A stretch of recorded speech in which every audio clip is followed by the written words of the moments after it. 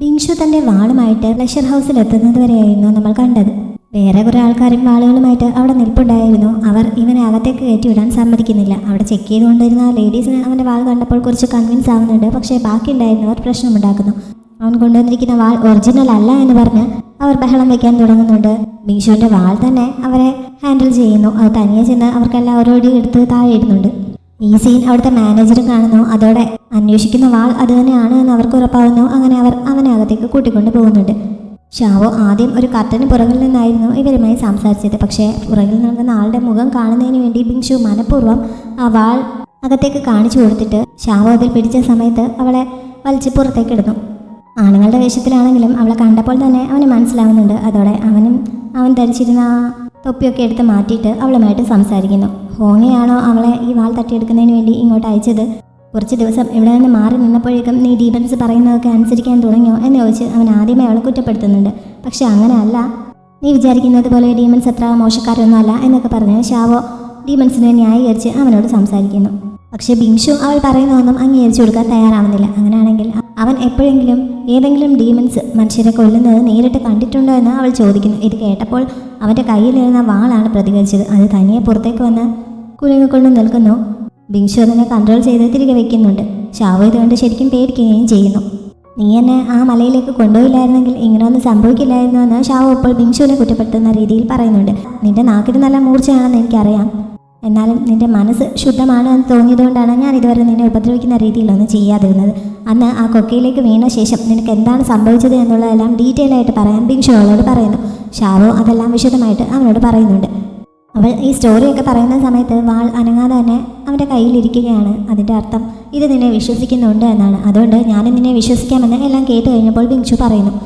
ഈ വാളിങ്ങനെ സ്വയം റിയാക്ട് ചെയ്യുന്നതൊക്കെ നേരിട്ട് കണ്ടതുകൊണ്ട് തന്നെ അതിനെന്തെങ്കിലും പ്രത്യേകതയുണ്ടോ? അത് ഉണ്ടാക്കുന്ന സമയത്ത് അതിലേക്ക് പ്രത്യേകമായിട്ട് എന്തെങ്കിലും ചേർത്തിരുന്നോ എന്നൊക്കെ ഷാം അവനോട് സംശയം ചോദിക്കുന്നു. ഇത് വെറുമൊരു വാളല്ല, ഇതൊരാളാണ്. ഒരു ഡീമൻ കാരണം കൊല്ലപ്പെട്ട ഒരു മനുഷ്യനാണിത്. അതുകൊണ്ടാണ് ഈ ലോകത്തുള്ള ദുഷ്ടരായ ഡീമൻസിനെ എല്ലാം കൊല്ലണമെന്ന് ഈ വാൾ ആഗ്രഹിക്കുന്നത് എന്നൊക്കെ ബിങ്ഷു അവളോട് പറയുന്നു. അതിനെപ്പറ്റി കൂടുതൽ വിശദമായിട്ട് പറയുമോ എന്ന് ഷാവോ ചോദിച്ചപ്പോൾ അവൻ ആ കഥ പറയാൻ തുടങ്ങുന്നു. അവൻ്റെ കുടുംബക്കാർ ഒരുപാട് വർഷങ്ങളായിട്ട് മിലിറ്ററിയിൽ സർവീസ് നടത്തിയിരുന്നവരാണ്. പക്ഷേ അവൻ്റെ അച്ഛൻ്റെ സമയമായപ്പോൾ കുറച്ച് ദുഷ്ടന്മാർ അദ്ദേഹത്തെ എന്തൊക്കെയോ ആരോപണങ്ങളിൽ ഉൾപ്പെടുത്തി ജോലി നഷ്ടപ്പെടുത്താനിടയായി. ആ ഒരു വിഷമം കാരണം അധികം വൈകാതെ അച്ഛൻ മരിക്കുകയും ചെയ്തു. മരിക്കുന്നതിന് മുമ്പ് അദ്ദേഹം പറഞ്ഞ ഏറ്റവും വലിയ ആഗ്രഹം അവൻ എങ്ങനെയെങ്കിലും ആർമിയിൽ കയറണം, എന്നിട്ട് അദ്ദേഹത്തിനുണ്ടായ ആ ചീത്തപ്പേര് മാറ്റിയെടുത്ത് തങ്ങളുടെ കുടുംബത്തിൻ്റെ സൽപ്പേര് വീണ്ടെടുക്കണം എന്നൊക്കെ ആയിരുന്നു. അന്ന് മുതൽ അവനും അവൻ്റെ സഹോദരിയും അച്ഛൻ്റെ ഈ ഒരു ആഗ്രഹം സാധിക്കുന്നതിന് വേണ്ടിയിട്ടുള്ള ശ്രമങ്ങളായിരുന്നു. ഇവർ വളരെ സാധാരണക്കാരായിട്ടായിരുന്നു ആ സമയത്ത് ജീവിച്ചിരുന്നത്. അതുകൊണ്ട് കിട്ടുന്ന ഓരോ പൈസയും ഒരു നല്ല വാൾ ഉണ്ടാക്കുന്നതിന് വേണ്ടിയിട്ട് അവർ കൂട്ടിവെക്കുന്നുണ്ട്. അന്ന് നല്ലൊരു വാൾ കൈവശമുള്ള ആളുകൾക്ക് മാത്രമേ ആർമിയിൽ ചേരാൻ പറ്റുമായിരുന്നുള്ളൂ. സഹോദരി ഇതിനുവേണ്ടി ഒരുപാട് ജോലികളൊക്കെ ചെയ്യുന്നത് ബിങ്ഷുവിനെ വേദനിപ്പിച്ചിരുന്നു. അവളോട് ചെയ്യേണ്ടെന്ന് പറഞ്ഞാൽ പോലും അച്ഛൻ്റെ ആഗ്രഹം സാധിക്കുന്നതിന് വേണ്ടി അവനെ ആർമിയിൽ ചേർത്തല്ലേ പറ്റുകയുള്ളൂ. അതിനുവേണ്ടി ഇങ്ങനെ കഷ്ടപ്പെടുന്നതിന് ബുദ്ധിമുട്ടൊന്നുമില്ല എന്ന് പറഞ്ഞ് അവൾ ഓരോ ജോലിക്ക് അവൻ അറിയാതെ പോകുമായിരുന്നു. അവൻ അതിനെ വഴക്ക് പറയുമ്പോൾ നീ എന്തായാലും ആർമിയിൽ എത്തിപ്പെട്ട് കഴിഞ്ഞാൽ ഒരു ജനറൽ ആവുമെന്ന് ഉറപ്പാണ്. അങ്ങനെ ആയി കഴിയുമ്പോൾ ഞാനിപ്പോൾ നൽകുന്ന ഈ പണമൊക്കെ നീ തിരികെ തന്നാൽ മതി എന്നൊക്കെ സിസ്റ്റർ അവനോട് പറയുമായിരുന്നു. അങ്ങനെ ഒരു ജനറലായി കഴിയുമ്പോൾ ഉണ്ടാകുന്ന പണം കൊണ്ട് നല്ലൊരു വീട് വയ്ക്കണം, നല്ല വസ്ത്രങ്ങൾ വാങ്ങി ധരിക്കണം, സഹോദരിക്ക് നല്ലൊരു വിവാഹബന്ധം ഉണ്ടാക്കി കൊടുക്കണം എന്നൊക്കെയായിരുന്നു ബിങ്ഷുവിൻ്റെ ആഗ്രഹം. അതിനിടയ്ക്കാണ് അവിടുത്തെ അന്നത്തെ മജിസ്ട്രേറ്റും വേറെ കുറച്ച് ആൾക്കാരും കൂടി അവരുടെ വീട്ടിലേക്ക് വന്നിട്ട് അവിടെ മഴ പെയ്യാത്തത് കാരണം മഴ പെയ്യുന്നതിന് വേണ്ടി അവിടെയുള്ള ഒരു ട്രീയുടെ അടുത്ത് പോയി പ്രാർത്ഥിക്കുന്നതിന് വേണ്ടി പുതിയതായി ഒരു പിരിവ് നടത്തുന്നുണ്ട്. അതിന് ഇവർ കൂടി തുക നൽകണമെന്ന് ആവശ്യപ്പെടുന്നത്. പക്ഷേ ഇങ്ങനെ നൽകാൻ തങ്ങളുടെ കൈവശം പണമൊന്നുമില്ല എന്ന് പറഞ്ഞ് ബിങ്ഷു അകത്തേക്ക് കയറി പോകുന്നു. മജിസ്ട്രേറ്റും കൂട്ടരും തിരികെ പോകാൻ തയ്യാറാവാതെ ബലമായി അവരുടെ വീടിനുള്ളിൽ കയറി പരിശോധന നടത്തുന്നുണ്ട്. അകത്ത് നിന്ന് അവർക്കൊന്നും കണ്ടെത്താൻ കഴിയുന്നില്ല. ടാനർ എന്നാണ് ബിങ്ഷുവിൻ്റെ സിസ്റ്ററുടെ പേര്. ഈ ടാനറെ ബലമായി പിടിച്ചു വെച്ചിട്ടാണ് അവർ അകത്ത് സെർച്ച് ചെയ്യാൻ തുടങ്ങിയത്. ബിങ്ഷു പുറത്തേക്ക് ഇറങ്ങി വന്ന് അവളെ ഒന്നും ചെയ്യരുതെന്ന് പറയുന്നുണ്ട്. പക്ഷെ അവൻ്റെ കാലിലൂടെ ഒരു ചാക്കിട്ട് അവനെയും അവിടെ ഉപദ്രവിച്ചിട്ട് ഇവർ അവിടെ മുഴുവൻ തിരയുന്നു. ഉണ്ടായിരുന്ന പണമെല്ലാം എടുത്തുകൊണ്ട് പോവുകയും ചെയ്യുന്നു.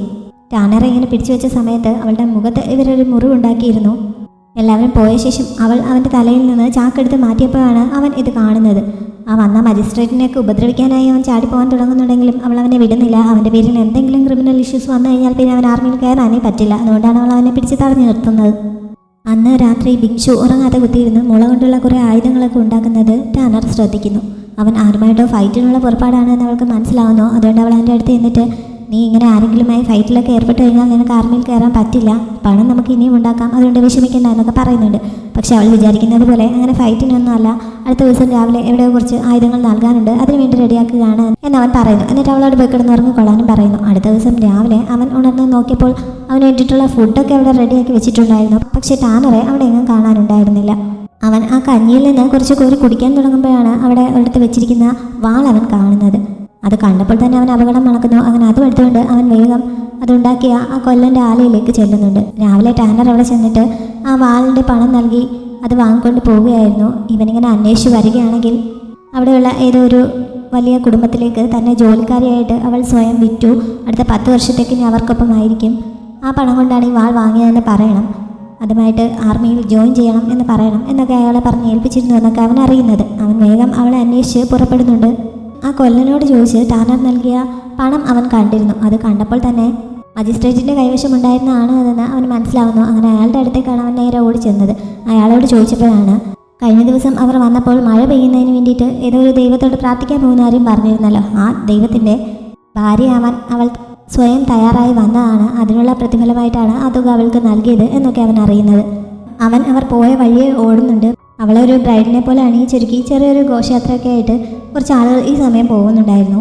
പക്ഷെ അവൻ എത്തുന്നതിന് മുമ്പേ അവർ ഇവളെ ഒരു കൊക്കയിലേക്ക് എറിയുന്നു. കൂടെ കൊണ്ടുവന്ന സാധനങ്ങളും അതിന് പിന്നാലെ എറിയുന്നുണ്ട്. ബിങ്ഷു എത്തിയപ്പോഴേക്കും അവിടെ ഒന്നും ബാക്കി ഉണ്ടായിരുന്നില്ല. പക്ഷെ ടാനറെ അന്വേഷിച്ച് അവന് നേരെ കൊക്കയിലേക്ക് ചാടുന്നുണ്ട്. കുറച്ച് പരിക്കുകളൊക്കെ പറ്റിയെങ്കിലും അവൻ താഴെ വീണ് മരിക്കുന്നൊന്നുമില്ല. അവിടെ നിന്ന് എഴുന്നേറ്റ് അവളെ അന്വേഷിച്ച് മുന്നോട്ട് നടക്കുന്ന കൂട്ടത്തിലാണ് ഒരു ഡീമണിക് ട്രീയുടെ വേരുകൾക്കിടയിൽ മരിക്കാറായി കിടക്കുന്ന ടാനറെ അവൻ കണ്ടെത്തുന്നത്. ആ സമയത്ത് അവൾ അബോധാവസ്ഥയിലായിരുന്നെങ്കിലും ഇവനവളെ വിളിച്ചപ്പോഴേക്കും അവൾ ഉണരുന്നു. പക്ഷെ അപ്പോഴേക്കും ബിങ്ഷുവിനെയും ആ മരത്തിൻ്റെ വള്ളികൾ പിടികൂടി കഴിഞ്ഞിരുന്നു. എന്നെ ഓർത്ത് വിഷമിക്കേണ്ട, അവനോട് രക്ഷപ്പെട്ടു പോയിക്കോളാൻ ടാനർ വിളിച്ച് പറയുന്നുണ്ടെങ്കിലും അപ്പോഴേക്കും ബിങ്ഷുവിന് അനങ്ങാൻ പറ്റാത്ത അവസ്ഥയിലായി കഴിഞ്ഞിരുന്നു. അവനെ രക്ഷിക്കാനുള്ള ഉത്രാളത്തിൽ അവിടെ കിടന്ന് പിടയുന്ന കൂട്ടത്തിൽ ടാനർ മരിക്കുന്നു. അവളുടെ സോൾ അവിടെ കിടപ്പുണ്ടായിരുന്ന അവൻ്റെ വാളിൽ ചെന്ന് കയറുന്നുണ്ട്. എന്നിട്ട് അത് തനിയെ പറന്ന് പൊങ്ങി അവനെ ബന്ധിച്ചിരുന്ന ആ മരത്തിൻ്റെ വള്ളികളൊക്കെ അറുത്തിട്ട് അവനെ രക്ഷപ്പെടുത്തുന്നുണ്ട്. എന്നിട്ട് താഴെ വീണ അവൻ്റെ കയ്യിലേക്ക് ഇത് തനിയെ ചെന്നിരിക്കുന്നു. ബിങ്ഷു ഈ സമയം അബോധാവസ്ഥയിലേക്ക് ആയി കഴിഞ്ഞിരുന്നു. പക്ഷേ ഈ വാളിൽ നിന്ന് ഒരു ശക്തി അവൻ്റെ ഉള്ളിലേക്ക് കയറി അവനെ ഉണർത്തുന്നുണ്ട്. അവൻ പതിയെ എഴുന്നേറ്റപ്പോഴാണ് അവൻ്റെ കയ്യിലിരുന്ന് ആ വാൾ തനിയെ വിറയ്ക്കാൻ തുടങ്ങിയത്.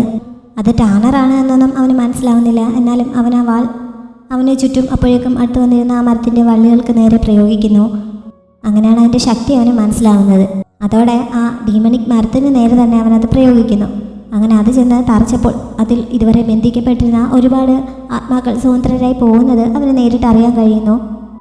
ടാനറുടെ ശരീരം ഇപ്പോഴും ആ മരത്തിൽ തന്നെ ഉണ്ടായിരുന്നു. അങ്ങനെ അവൻ വേഗം അതിലേക്ക് വലിഞ്ഞേറി അവളുടെ അടുത്ത് വരെ എത്തുന്നു.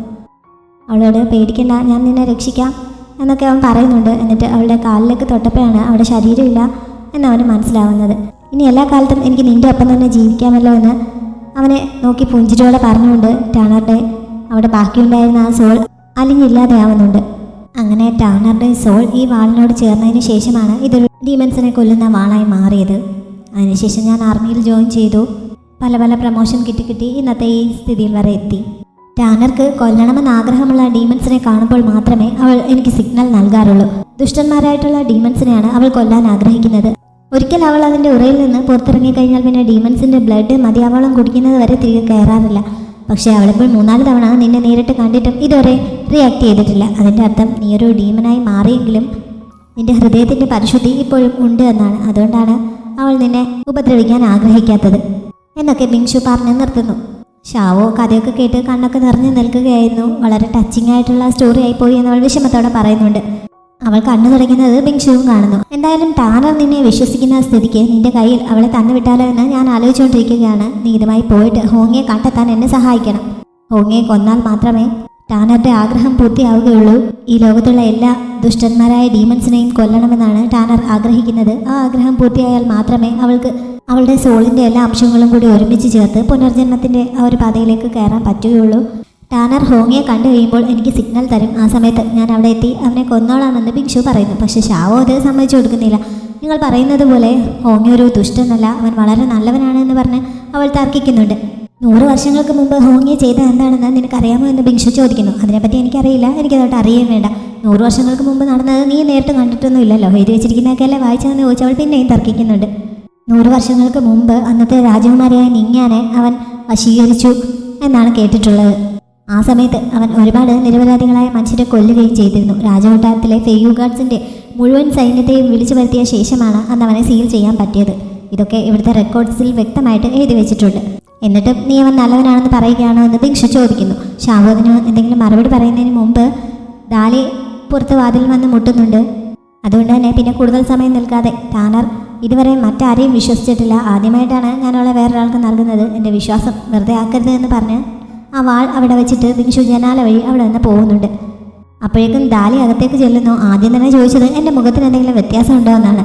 അവൾ മറ്റേ ആ ലേഡീസിനോടൊക്കെ ചോദിച്ച് എന്തൊക്കെയോ ഫേസ് പാക്കുകളൊക്കെ ട്രൈ ചെയ്തിട്ടുണ്ടായിരുന്നു, അതിൻ്റെ റിസൾട്ട് വല്ലതും കാണാനുണ്ടോ എന്നാണ് അവൾ ചോദിക്കുന്നത്. ഷാവു അതൊന്നും ശ്രദ്ധിക്കാനുള്ള മൂഡിലായിരുന്നില്ല. എന്നാലും അവളെ സന്തോഷിപ്പിക്കാൻ വേണ്ടി നല്ല തിളക്കമുണ്ട് എന്നൊക്കെ പറയുന്നു. അങ്ങനെ ദാലി സന്തോഷത്തോടെ അടുത്തേക്ക് നിന്നപ്പോഴാണ് ആ വാൾ അവിടെ ഇരിക്കുന്നത് കണ്ടത്. ഇതെങ്ങനെ കിട്ടിയെന്ന് ദാലി അത്ഭുതത്തോടെ ചോദിക്കുന്നു. കാശുണ്ടെങ്കിൽ ഇവിടെ എന്തും നടക്കുമെന്നാണ് ഷാവു പറയുന്നത്. ദാലി കൗതുകത്തോടെ ആ വാളിലൊന്ന് തൊട്ട് നോക്കുന്നുണ്ട്. പെട്ടെന്ന് തനിയെ പുറത്തേക്ക് ചാടി ഒരു ഫൈറ്റിന് തയ്യാറെടുത്ത് നിൽക്കുന്നു. ദാലി ആകെ പേടിക്കുന്നുണ്ട്. ഇതെന്നെ കൊല്ലുമോ എന്ന് ചോദിക്കുന്നു. നീ ദുഷ്ടത്തിനൊന്നും ചെയ്തിട്ടില്ലല്ലോ, അതുകൊണ്ട് നിന്നെ ഒന്നും ചെയ്യില്ല എന്ന് പറഞ്ഞ് ഷാവു ആ വാൾ തിരികെ എൻ്റെ ഉറയിലേക്ക് തന്നെ ഇടുന്നു. അത് കഴിഞ്ഞപ്പോഴാണ് അവൻ ലവ്ലോയെ അന്വേഷിക്കുന്നത്. രണ്ടുപേരും കൂടി കുറെ തിരഞ്ഞു ചെന്നപ്പോഴാണ് അവനെ കണ്ടെത്താൻ സാധിച്ചത്. അവനൊരിടത്ത് വിഷമിച്ചിരിക്കുകയായിരുന്നു. കാര്യം തിരക്കിയപ്പോഴാണ് അവൻ്റെ ഫ്രണ്ടായ യുയെ കാണാനില്ല എന്ന് അവൻ പറയുന്നത്. ആരാണ് യുയെ എന്ന് ദാലിക്കും ഷാവോയ്ക്കും അറിയാമായിരുന്നില്ല. തലേദിവസം രാത്രി അവൻ്റെ ഒപ്പമുണ്ടായിരുന്ന പെൺകുട്ടിയാണ് യുയെ. രാവിലെ അവൻ ഉണർന്നപ്പോൾ അവളെ കാണാനുണ്ടായിരുന്നില്ല. അവൻ അവിടെയൊക്കെ തിരഞ്ഞിട്ടും എങ്ങും കണ്ടെത്താൻ കഴിഞ്ഞില്ല. അവൾ അവിടെ നിന്ന് ഓടിപ്പോയി എന്നാണ് ബാക്കിയുള്ളവരൊക്കെ പറയുന്നത്. പക്ഷേ തലേദിവസം രാത്രി അവൻ നൽകിയ ആ പുൽച്ചാട്ടിയുടെ രൂപം അപ്പോഴും അവിടെ ബാക്കിയുണ്ടായിരുന്നു. അവൾ ഓടിപ്പോയതാണെങ്കിൽ എന്തായാലും അത് എടുത്തുകൊണ്ട് പോയേനെ. ഇത് അവൾക്ക് എന്തോ അപകടം സംഭവിച്ചതാണ്, അല്ലെങ്കിൽ അതിവിടെ ഉപേക്ഷിച്ചിട്ട് അവൾ പോവില്ലായിരുന്നു എന്നൊക്കെ ലവ്ലോ നല്ലതായിട്ട് ഉറപ്പിച്ച് പറയുന്നു. അങ്ങനെ അവൻ്റെ സമാധാനത്തിന് വേണ്ടി അവർ യുയെ അന്വേഷിക്കാൻ അവൻ്റെ ഒപ്പം കൂടുന്നു. കഴിഞ്ഞ ദിവസം ഷിൻഹ സെക്ലീഡറുടെ മകൾ യോങ്ങിയെ കാണിച്ചിരുന്നല്ലോ. ആ പെൺകുട്ടി ഇപ്പോൾ തനിച്ച് തപ്പിത്തടഞ്ഞ് അതിൻ്റെ പൂച്ച അന്വേഷിച്ച വഴിയിലൂടെ നടക്കുകയാണ്. അവൾ പോകുന്ന വഴിയിൽ കുറച്ച് അപ്പുറത്തായി ഇരുമ്പിൻ്റെ കൈകളുള്ള ഒരാൾ ആ പൂച്ച എടുത്തുകൊണ്ട് നിൽക്കുന്നതും കാണിക്കുന്നുണ്ട്. ഈ പെൺകുട്ടി അയാളുടെ അടുത്തേക്ക് ചെല്ലുന്നുമുണ്ട്. അതിനുശേഷം ആ പെൺകുട്ടിയെ കാണാതാവുകയാണ്. ബിങ്ഷു തിരികെ അവൻ്റെ സൈനികരുടെ അടുത്തേക്ക് ചെല്ലുന്ന സമയത്ത് അവർ ഈ പെൺകുട്ടിക്ക് വേണ്ടിയിട്ടുള്ള തിരച്ചിലായിരുന്നു. പക്ഷെ അവൻ്റെ അസിസ്റ്റന്റ് അവനെ കണ്ടപ്പോൾ ആദ്യം നോക്കിയത് അവൻ്റെ വാൾ കയ്യിലുണ്ടോ എന്നാണ്. വാൾ കയ്യിലില്ല എന്ന് കണ്ടപ്പോൾ അത് അവൻ വിറ്റോ, ആ ഒരു ലോഡ് സ്വർണം എവിടെ എന്നൊക്കെ അയാൾ അന്വേഷിക്കുന്നു. അത് ഡീമൻസിൻ്റെ തലവനെ കൊല്ലാനായി പോയിരിക്കുകയാണ്. തിരികെ എത്തുമ്പോൾ നിങ്ങൾക്ക് കൊട്ടാരത്തിൽ നിന്ന് സമ്മാനം കിട്ടും. ആ സമയത്ത് എല്ലാവർക്കും അത് വീഴ്ച തരാമെന്ന് ഭിക്ഷു പറയുന്നു. അത് കഴിഞ്ഞപ്പോഴാണ് എന്താണ് പ്രശ്നമെന്ന് അവൻ അന്വേഷിക്കുന്നതും ഇങ്ങനെ യുങ്ങി മിസ്സിംഗ് ആയ കാര്യം അയാൾ പറയുന്നത്. ഈ ഒരു വിഷയം കാരണം ഷിൻഹ സെറ്റിലെ ശിഷ്യന്മാർ മജിസ്ട്രേറ്റിൻ്റെ ഓഫീസ് വളഞ്ഞു വെച്ചിരിക്കുകയാണെന്നും ഭിക്ഷു അറിയുന്നു. അങ്ങനെ അവർ അങ്ങോട്ടേക്ക് പുറപ്പെടുന്നുണ്ട്. ഈ സമയത്ത് മജിസ്ട്രേറ്റ് അവിടെ ഉണ്ടായിരുന്ന ആ ശിഷ്യന്മാരുടെ അടുത്ത് പിടിച്ചു നിൽക്കാൻ നന്നായി ബുദ്ധിമുട്ടിക്കൊണ്ടിരിക്കുകയാണ്. തങ്ങളുടെ ജൂനിയറിനെ ഇവിടെ വന്നതിന് ശേഷമാണ് കാണാതായത്. അതുകൊണ്ട് എന്തായാലും അതിന് ഉത്തരവാദിത്തം അയാൾ പറഞ്ഞേ പറ്റുള്ളൂ, എങ്ങനെയെങ്കിലും അവളെ കണ്ടുപിടിച്ച് തന്നേ പറ്റുള്ളൂ എന്ന് പറഞ്ഞാണ് ആ ശിഷ്യന്മാർ അവിടെ പ്രശ്നം ഉണ്ടാക്കിക്കൊണ്ടിരിക്കുന്നത്. ഈ സമയത്താണ് ഭിക്ഷുവും കൂട്ടരും അങ്ങോട്ടേക്ക് വന്നത്. അവൻ്റെ കൂടെ കുറേ സൈനികരുണ്ടായിരുന്നത് കൊണ്ട് അവർ ഈ ശിഷ്യന്മാരെ വളഞ്ഞു വെച്ച് തൽക്കാലം പിടിച്ചു നിർത്തുന്നു. അതിനുശേഷം എന്താണ് പ്രശ്നമെന്ന് അവൻ നേരിട്ട് കേൾക്കുന്നുണ്ട്. ആ പെൺകുട്ടി മിസ്സിംഗ് ആണ് എന്ന് അറിഞ്ഞപ്പോൾ ഇങ്ങനെ ശിഷ്യന്മാരുടെ പരാതിയൊന്നും ഇവിടെ കേൾക്കില്ല. പെൺകുട്ടി മിസ്സിംഗ് ആണെങ്കിൽ അവളുടെ അച്ഛനും അമ്മയും നേരിട്ട് വന്ന് പരാതി നൽകണമെന്ന് ഭിക്ഷു ആവശ്യപ്പെടുന്നു. അങ്ങനെ സെക്ലീഡറും അയാളുടെ ഭാര്യയും നേരിട്ട് അങ്ങോട്ടേക്ക് എത്തുന്നുണ്ട്. ഇങ്ങനെ തങ്ങളെ വിളിച്ചു വരുത്തിയത് അവർക്ക് ഇഷ്ടപ്പെട്ടിട്ടില്ല. അതുകൊണ്ട് ആ സെക്ലീഡർ ആ ഒരു ഇഷ്ടക്കേടോട് തന്നെയാണ് ഭിക്ഷുവിനോട് സംസാരിച്ചത്. അന്ന് രാവിലെ മുതലാണ് അവരുടെ മകളെ കാണാതായിരിക്കുന്നത്. പൂച്ച പുറത്തേക്ക് അങ്ങോട്ടോ പോയപ്പോൾ അതിനെ അന്വേഷിച്ച് ഇറങ്ങിപ്പോയതാണ്. പെൺകുട്ടിയുടെ ഒരു ചെരുപ്പ് മാത്രമാണ് ഇപ്പോൾ അവർക്ക് കിട്ടിയിരിക്കുന്നത്. എന്തായാലും ഇതിനു പിന്നിൽ മനുഷ്യരായിരിക്കില്ല, ഡീമൻസ് ആയിരിക്കാനാണ് സാധ്യത എന്നൊക്കെ അവർ പറയുന്നു. ഇത് മാത്രമല്ല, അടുത്തിടെയായിട്ട് വേറെ കുറേ പെൺകുട്ടികൾ മിസ്സിംഗ് ആയ കേസുകളും ഉള്ളതായും അവർക്ക് അറിയാൻ കഴിഞ്ഞിരുന്നു. അതുകൊണ്ടാണ് അവർക്ക് ഇത്ര വെപ്രാളം. എന്തായാലും അതിനെപ്പറ്റി അന്വേഷിക്കാം, എന്നിട്ട് എത്രയും പെട്ടെന്ന് അവർക്ക് മറുപടി നൽകാം എന്ന് ഭിക്ഷു ഉറപ്പ് കൊടുക്കുന്നുണ്ട്. മാത്രമല്ല മജിസ്ട്രേറ്റിനോടായിട്ട് സിറ്റി ഗേറ്റ്സുകൾ ക്ലോസ് ചെയ്യാനും രാത്രി വൈകിയൊന്നും ഇനി സ്ത്രീകളും കുട്ടികളും ഒന്നും തനിച്ച് പുറത്തിറങ്ങി നടക്കരുത് എന്നുള്ള ഓർഡർ നൽകാനും അവൻ നിർദ്ദേശിക്കുന്നുണ്ട്. ഷാവോയും ദാലിയും ഈ സമയം ലവ്ലുവിൻ്റെ ഒപ്പം യുയെ അന്വേഷിച്ച് നടക്കുകയായിരുന്നു. ലവ്ലുവിന് നന്നായിട്ട് മണം പിടിക്കാൻ പറ്റുമല്ലോ. അങ്ങനെ മണം പിടിച്ച് അവൻ ഒരു നദിയുടെ അടുത്ത് എത്തുന്നുണ്ട്. പക്ഷേ തങ്ങൾ നിന്നിരുന്ന സ്ഥലത്ത് നിന്ന് ഇത് ഒരുപാട് ദൂരെയാണ്, അതുകൊണ്ട് അവിടേക്കങ്ങ് യുയെ വരാൻ സാധ്യതയില്ല എന്ന് ഷാവോയും ദാലിയും കൂടി പറയുന്നു. പക്ഷേ ലവ്ലു അത് സമ്മതിക്കുന്നില്ല. ഇവിടെ നിന്നാണ് അവളുടെ സ്മെല്ല് വരുന്നത്, വെള്ളത്തിൽ നിന്നാണ് വരുന്നതെന്ന് പറഞ്ഞ് അവൻ ആ വെള്ളത്തിലേക്ക് ഇറങ്ങാൻ തുടങ്ങുന്നുണ്ട്. രണ്ടുപേരും കൂടി അവനെ ബലമായി പിടിച്ചു നിർത്തുന്നു. അങ്ങനെ വെള്ളത്തിലേക്ക് സൂക്ഷിച്ച് നോക്കിയപ്പോഴാണ് അതിനുള്ളിൽ അവനീ പറയുന്ന യുയെ നിൽക്കുന്നവർ കാണുന്നത്. അതോടെ അതൊരു വാട്ടർ ഗോസ്റ്റാണ്. അവൾ ഓൾറെഡി കൊല്ലപ്പെട്ട് കഴിഞ്ഞിരിക്കുന്നുവെന്ന് അവർക്ക് മനസ്സിലാവുന്നു. ഇങ്ങനെയുള്ള വാട്ടർ ഗോസ്റ്റുകൾ അവർക്ക് ഈ വെള്ളത്തിനടിയിൽ നിന്ന് രക്ഷപ്പെടുന്നതിന് വേണ്ടി തങ്ങളുടെ സ്ഥലത്തേക്ക് വേറെ ആരെങ്കിലും പിടിച്ചു നിർത്താനായിട്ട് ശ്രമിക്കും. അതിനു വേണ്ടിയിട്ടാണ് യുയെ കൈ നീട്ടുന്നത്. അതുകൊണ്ട് അവളുടെ അടുത്തേക്ക് പോകരുതെന്ന് പറഞ്ഞ രണ്ടുപേരും കൂടി ലവ്ലുവിനെ വിലക്കുന്നുണ്ട്. ലൗലു ആണെങ്കിൽ യുവയ്ക്ക് ആപത്ത് സംഭവിച്ചു എന്നറിഞ്ഞ് അവിടെ നിന്ന് കരയാനും തുടങ്ങുന്നു. അവനെ സമാധാനിപ്പിക്കുന്നതിന് വേണ്ടി ഷാവോ നേരിട്ട് വെള്ളത്തിനടിയിലേക്ക് പോയി തിരയാമെന്ന് പറയുന്നുണ്ട്. അവൾക്ക് സ്വിമ്മിങ് കുറിച്ചൊക്കെ അറിയാം, അതുകൊണ്ടാണ് അവൾ തന്നെ പോകാമെന്ന് തീരുമാനിച്ചത്. പോകുന്നതിന് മുമ്പ് ആ വാൾ ഡാലിയെ ഏൽപ്പിക്കാൻ തുടങ്ങുന്നുണ്ടെങ്കിലും നേരത്തെ ആ വാൾ അങ്ങനെ റിയാക്ട് ചെയ്തത് കാരണം ഡാലിക്ക് പേടിയായിരുന്നു. അതുകൊണ്ട് വാൾ അവിടെ അടുത്ത് തന്നെ വെച്ചിട്ട് ശ്രദ്ധിച്ചോളാൻ പറഞ്ഞിട്ട് ഷാവോ വെള്ളത്തിലേക്ക് ഇറങ്ങുന്നു. വെള്ളത്തിനടിയിലേക്ക് കുറേ ആഴത്തിൽ അവൾ പോകുന്നുണ്ട്. അങ്ങനെ ഏറ്റവും താഴെ ചെന്നപ്പോൾ അവിടെ യുവെ ഉൾപ്പെടെ 6 പെൺകുട്ടികൾ നിൽക്കുന്നവൾ കാണുന്നു. യുവെ തന്നെ ആണോ അതെന്ന് ഉറപ്പിക്കുന്നതിന് വേണ്ടി ഷാവോ അവളുടെ അടുത്തേക്ക് ചെന്ന് നോക്കുന്നുണ്ട്. ആ സമയത്ത് യുവെ കണ്ണു തുറന്ന് ഇവളെ പിടിക്കാനായി ചെല്ലുന്നു. അപ്പോഴേക്കും ബാക്കി പെൺകുട്ടികളും കണ്ണുകൾ തുറന്ന് ഷാവോയെ പിടികൂടുന്നുണ്ട്.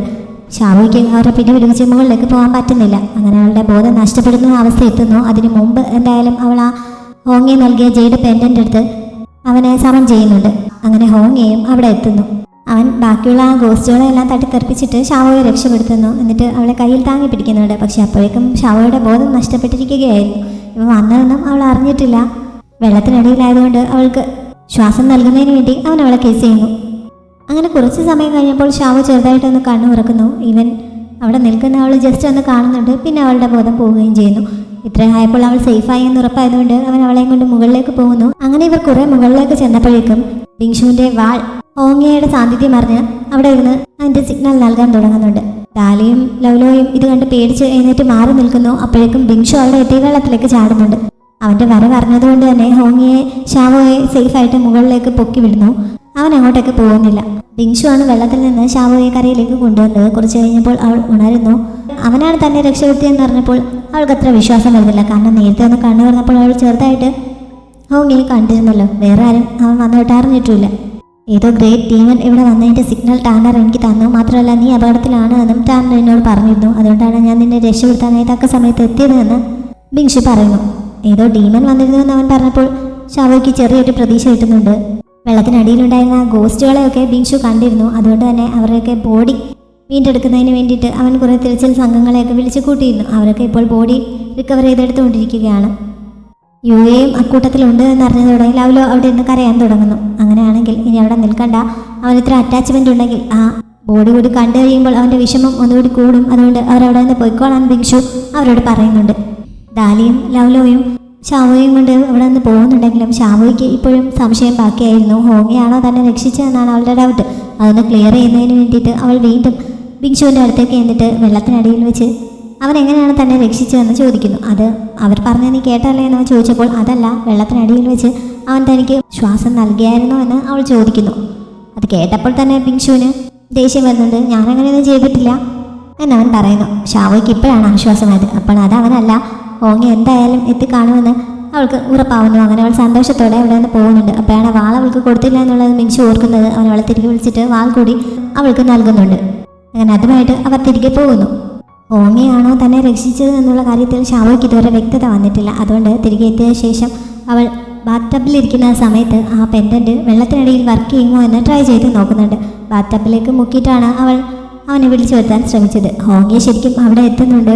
അങ്ങനെ ചുറ്റും നോക്കിയപ്പോഴാണ് അവൾ ഇങ്ങനെ ബാത്ടബിലിരിക്കുന്നത് കണ്ടത്. അതുകൊണ്ട് തന്നെ അവൻ അങ്ങോട്ടേക്ക് പോകാതെ ഒളിച്ചു നിൽക്കുന്നു. ഷാവോയ്ക്ക് ഒരു ബോധമില്ലെന്നാണ് തോന്നുന്നത്. ഇവൻ വരാത്തത് കാരണം അവൾ വീണ്ടും വീണ്ടും ആ പെൻഡൻറ്റ് വെള്ളത്തിലേക്ക് മുക്കിയിട്ട് അവനെ സമൻ ചെയ്യാൻ ശ്രമിക്കുന്നുണ്ട്. ഇവളിങ്ങനെ ഓരോ തവണ വിളിക്കുമ്പോഴും അവൻ ആ മുറിയിൽ അങ്ങോട്ടും ഇങ്ങോട്ടും ഓടി കളിക്കുകയാണ്. പക്ഷെ അവൾ ഇതൊന്നും അറിയുന്നില്ല. അവളുടെ മുന്നിൽ ചെന്ന് പെടാതിരിക്കാൻ വേണ്ടിയിട്ട് അവൾ നന്നായിട്ട് പാടുപെടുന്നുണ്ട്. ഈ സമയത്താണ് അവിടെ മേശപ്പുറത്തിരിപ്പുണ്ടായിരുന്ന ടാനർ ഇവനെ ഐഡൻറ്റിഫൈ ചെയ്തിട്ട് അവിടെ ഇരുന്ന് സിഗ്നൽ നൽകാൻ തുടങ്ങിയത്. ആ ശബ്ദം ഷാവോ കേൾക്കുന്നു. അങ്ങനെ അവൾ ബാത്ടബിൽ നിന്ന് എഴുന്നേൽക്കുന്നുണ്ട്. പക്ഷെ അപ്പോഴേക്കും ഹോങ്ങിയെ ടാനറുടെ അടുത്ത് ചെന്നിട്ട് നീ ഇപ്പോഴും ഒരു മനുഷ്യനാണെന്നാണ് വിചാരിച്ചിരിക്കുന്നത്. നീ ഇപ്പോൾ ഒരു ഡീമനാണ്. എന്നിട്ടും നീ എന്തിനാണ് ഞങ്ങളെപ്പോലുള്ളവരെ ഇങ്ങനെ കാണിച്ചു കൊടുക്കുന്നത് എന്ന് ചോദിക്കുന്നുണ്ട്. അത് നേരെ സംസാരിച്ചല്ല അവൻ ചോദിച്ചത്, മറിച്ച് ആ വാളുമായിട്ട് ഒരു സീക്രട്ട് കമ്മ്യൂണിക്കേഷനാണ് അവൻ നടത്തിയത്. എന്തായാലും അതിന് കാര്യം മനസ്സിലായെന്ന് തോന്നുന്നു. അവനത് ചോദിച്ചു കഴിഞ്ഞപ്പോഴേക്കും അത് സൈലൻ്റ് ആയിട്ട് അവിടെ ഇരിക്കുന്നുണ്ട്. അപ്പോഴാണ് ഷാവോ ഡ്രസ്സൊക്കെ ധരിച്ച് അങ്ങോട്ടേക്ക് എത്തിയത്. പക്ഷെ അതിന് മുമ്പ് ഹോങ്ങി അവിടെ നിന്ന് പോയി കഴിഞ്ഞിരുന്നു. അവിടെയെങ്കിലും ആരെയും കാണാത്തതുകൊണ്ട് വെറുതെ ആവശ്യമില്ലാതെ ഇവിടെ ഇരുന്ന് അനങ്ങരുതെന്ന് അവൾ ടാനറോട് പറയുന്നുണ്ട്. ഹോങ്ങയുടെ ആ പെൻഡൻറ്റ് വർക്ക് ചെയ്യുന്നില്ല എന്നാണ് അവൾ കരുതിയിരിക്കുന്നത്. ആ നദിക്കടിയിൽ കണ്ടെത്തിയ പെൺകുട്ടികളുടെ ബോഡികളെല്ലാം റിക്കവർ ചെയ്ത് മജിസ്ട്രേറ്റിൻ്റെ ഓഫീസിൽ എത്തിക്കുന്നുണ്ട്. ബിങ്ഷുവും അവൻ്റെ കൂടെയുള്ളവരുമൊക്കെ അത് പരിശോധിച്ചുകൊണ്ടിരിക്കുകയാണ്. അവരെല്ലാം ശരീരത്തിൽ നിന്ന് രക്തം എങ്ങനെയോ ഒഴുകിപ്പോയിരിക്കുന്നുവെന്നും അല്ലാതെ മറ്റ് മുറിവുകളൊന്നും ശരീരത്തിലില്ല എന്നും അവർക്ക് പരിശോധനയിൽ മനസ്സിലാവുന്നു. മാത്രമല്ല ആ ശരീരമൊന്നും ഇതുവരെ ദ്രവിച്ചു തുടങ്ങിയിട്ടില്ല. കണ്ണുകൾക്ക് കറുത്ത നിറവുമായിരിക്കുന്നു. എന്തായിരിക്കും ഇതിന് പിന്നിൽ എന്നവർക്ക് ആദ്യം മനസ്സിലാവുന്നില്ല. അങ്ങനെ ഒരു താലിസ്മാൻ ഉപയോഗിച്ച് ചെക്ക് ചെയ്തപ്പോഴാണ് ഏതോ ഒരു സോൾ ബൈൻഡിങ് സ്പെല്ല് ഉപയോഗിച്ചിരിക്കുകയാണ് എന്നവർക്ക് മനസ്സിലാവുന്നത്. അപ്പോഴേക്കും ഡെഡ് ബോഡി ഐഡൻറ്റിഫൈ ചെയ്യാനായിട്ട് അങ്ങോട്ടേക്ക് ഓരോ പെൺകുട്ടികളുടെ വീട്ടുകാർ എത്തുന്നുണ്ട് എന്ന് ആരോ അറിയിക്കുന്നു. ഈ സമയത്ത് ഷാവോയും ലവ്ലോയും ഡാലിയും തിരികെ പോവാതെ അവിടെ ഒരു ബിൽഡിങ്ങിന് മുകളിൽ കയറിയിരുന്ന് ഇവർ അങ്ങോട്ടേക്ക് വാച്ച് ചെയ്യുന്നുണ്ടായിരുന്നു.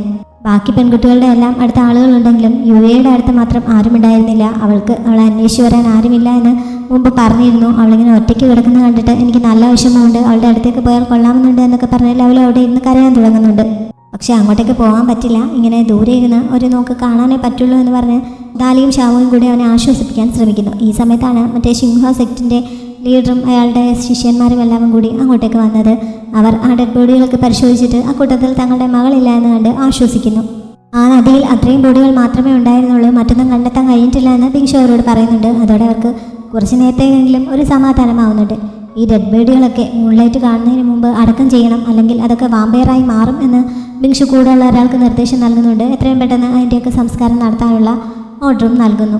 ഈ ഡെഡ് ബോഡികളുടെയൊക്കെ പ്രത്യേകതകൾ ആ സിംഹ സെക്റ്റിൻ്റെ ലീഡറും വൈഫും ശ്രദ്ധിച്ചിരുന്നു.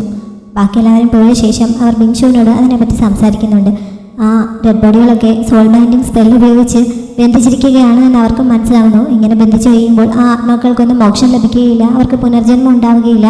ഇങ്ങനെ ഇത്ര ശക്തമായിട്ടുള്ള ഒരു സ്പെല്ല് പ്രയോഗിക്കണമെങ്കിൽ അതിന് പിന്നിൽ മിക്കവാറും ഡീമൻ ലോർഡായ ഹോങ്ങെ ആയിരിക്കും എന്ന് ലീഡറായ ജിൻ മോഷി പറയുന്നുണ്ട്.